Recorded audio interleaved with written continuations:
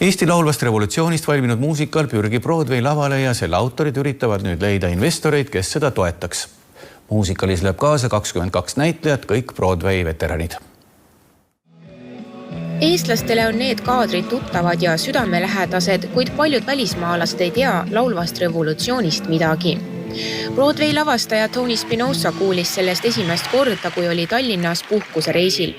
Lugu inspireeris teda niivõrd palju, et ta otsustas sellest muusikali kirjutada.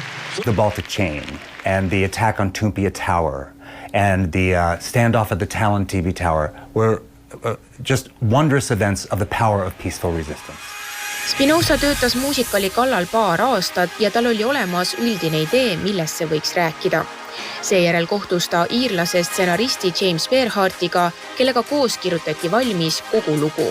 It is a love story between an Estonian and a Soviet woman.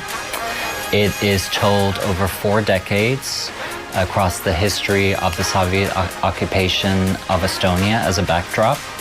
And it goes back and forth in time to show the beginning of the relationship, the end of the relationship, and then the second act explains what happened in between. The process for writing the music was an internet collaboration. I worked with some music producers in New York, Nashville, and Los Angeles. We collaborated online, a lot of file sharing lyrics, sharing melodies, and we came up with this very unique sounding Europop EDM score. Tavaliselt võtab ühe muusikali Broadway lavale viimine aastaid ja Spinoza sõnul on ka laulva revolutsiooni puhul keeruline mingisugust ajaraami paika panna. Praegu on kõige olulisem leida investorid ja produtsent. Muusikali turunduse poolega tegeleva eestlase Valev Laube sõnul on selge aga see, et kui kõik läheb plaanipäraselt, siis kõige rohkem võidab Eesti kultuur.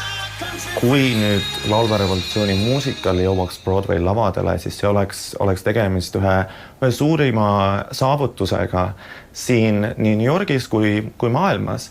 Tihtipeale Broadwayl esituvad teosed ju samuti viiakse teistesse riikidesse, võetakse üle teiste teatriproduktsiooni firmade poolt.